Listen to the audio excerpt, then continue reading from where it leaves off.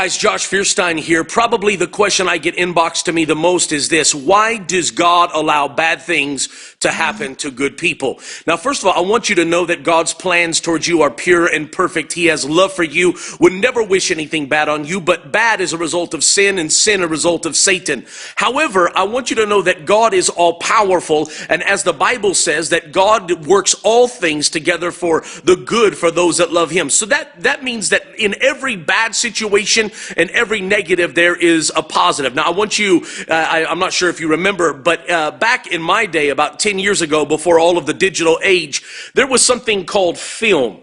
And this was in the back of cameras. And these things right here are called negatives. Now, hiding within this negative, this dark, dreary, brown strip of paper, there are beautiful pictures. In fact, my baby pictures. Inside each one of these negatives, there's a beautiful picture that is waiting to get out. Now, do you realize that in every negative situation in your life that there is something beautiful that God is waiting to pull out of it? But in order for this negative to become a positive, it has to go into a dark room, and then the light from above has to shine through it. And on the other side of it, there is a beautiful picture that is developed. I actually have a friend who owns a large IT company now. And I remember talking to him one day, and I asked him, I said, how is it that you got into computers? Where was your passion? He said, one day my computer broke and I took it to Best Buy and these other places and they couldn't fix it. They just told me to buy a new one. He said, I got so mad at this computer that I ripped it apart. He said, and then I went and I fixed it myself. I figured it out. And out of that was born a passion for computers that now has led him to own one of the largest IT companies in all of California. Why do I say that? Because if it had never been for his computer breaking, which would have been a negative, then he would have never torn it apart and never figured out how to do it and never formed the IT company, which is now making him millions of dollars. So I want you to think about that. You know, and in fact, I'm looking back at the story of Joseph and remembering that. Here is a young man that was beat up by his brothers. He was left for dead, sold into slavery, goes into Potiphar's house. He's accused of sexual harassment when he did nothing but good. And then he's thrown into a pit, into a prison for over 2 years. He's there in a dark dungeon of a cell. And you see, most people would have said that was a negative. He was forgotten about. He was abandoned. He was abused. He was hurt. He was busted, disgusted, down, depressed. But guess what?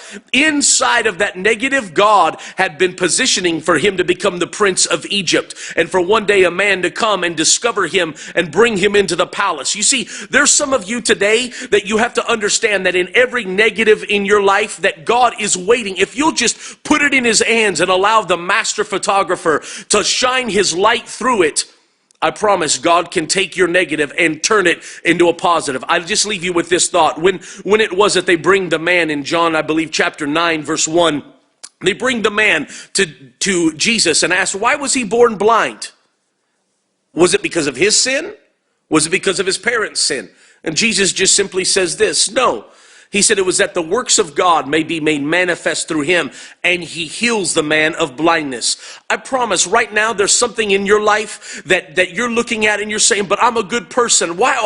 How is it God could have allowed me to go through this? I promise he did it just to take your negative and develop it into a positive. As always, I'm asking you this. There's somebody on your timeline, in your friend, in your news feed that need to hear this message. Somebody that's struggling with a negative today.